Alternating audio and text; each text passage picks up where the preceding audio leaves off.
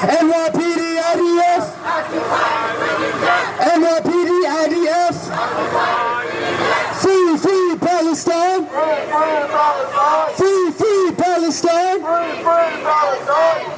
right, thank you, Brother Mike, and thank you to all of those who are resisting occupation from the streets of New York to the streets of Palestine. Up next, I have my sister in the struggle, Nardine Kiswani, from New York City Students for Justice in Palestine. She's going to talk to you guys about how to get involved in the struggle and all of the things that are going on in Palestine today. There is only one solution. There is only one solution. Intifada revolution. Today is Al-Quds. This day has been marked for years by rallies all over the world and all over the country. Today it's not just us here standing in New York City proclaiming our support for the Palestinian cause. There are dozens of rallies of people around the world doing just the same. That is because Palestine has become a central cause. It has become an international cause. Palestine has been occupied, colonized, genocided. People have been being killed for over 68 years. And as time goes on, more and more people wake up and stand against the atrocities. But while this is happening, Israel continues to murder Palestinians. Just today, a 27-year-old Palestinian woman was killed near Al-Aqsa, was killed in Al-Quds. This is why we're here today. Just a few days ago, Israel banned Palestinians from worshiping in Al-Aqsa Mosque for the rest of Ramadan, which is considered to Muslims the holiest month in the entire year. And Muslim Palestinians are banned from practicing their religion. Yet Israel dares call itself a democracy. A democracy for who exactly? We know who. White Jews who fit into their paradigm. White Jews that can feed off of the privilege that Israel grants them. But not for Palestinians, not for Muslims, not even for Jewish people that aren't white. They discriminate against their own. This is the system that Israel has built. Genocide doesn't just mean taking people en masse and shooting them up, although Israel doesn't have a problem doing that either. It also means destroying the social, cultural, and religious institutions of the indigenous people. And when they prevent Palestinian people from practicing their religion, from living as Muslims, from living as Palestinians, that too is a form of genocide. This is why we have to stand up against Israel, against the state that was built on the murder of indigenous Palestinian people, and against a state that can only continue to exist by subjugating them. This is why we say there is only one solution, Intifada revolution. So I want you guys to repeat after me.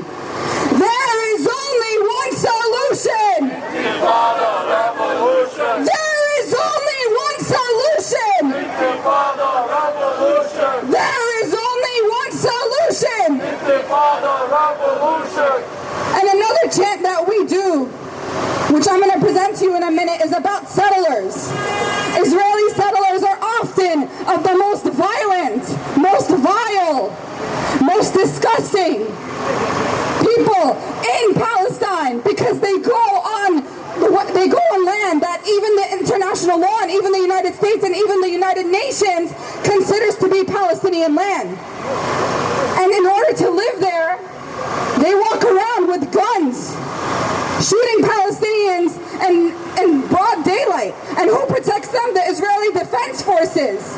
Settlers are families that grew up in Brooklyn that get subsidized to live in my homeland when I can't even have the right to go back. I tried to go to Palestine last summer and I was denied entry.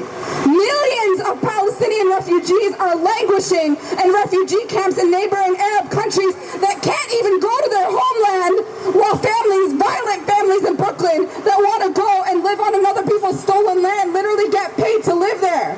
And that is why we chant, and I want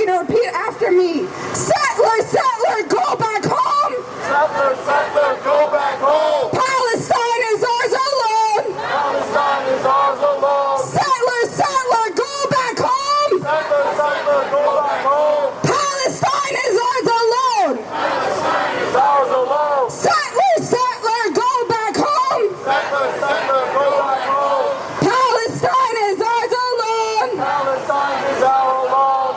And finally, the last chant that I want to leave you with talks about how we don't believe that Palestinians should just get to live freely in the West Bank and Gaza. They should be able to live freely in all of Palestine because every inch of Israel was built on stolen Palestinian land. They don't just not have a right to the West Bank and Gaza, they don't have a right to the land that they're built on. They don't have a right to Haifa. They don't have a right to Tel Aviv. They don't have a right to Jaffa. These are indigenous Palestinian villages. Over 500 villages and 800,000 Palestinians had to be kicked out, had to be depopulated to make way for Israel. So I don't support a two-state solution. I support a country where, yes, people with different religions, ethnicities, races, backgrounds can live side by side, but that country has to be Palestine. That country has to be for the Palestinian people because it was stolen from them and because there are millions of them around the world waiting to go back to their homeland. And they're going to go back to what's in 48, not just what Israel gave them a piece of. We don't want two-state. We don't want two-state.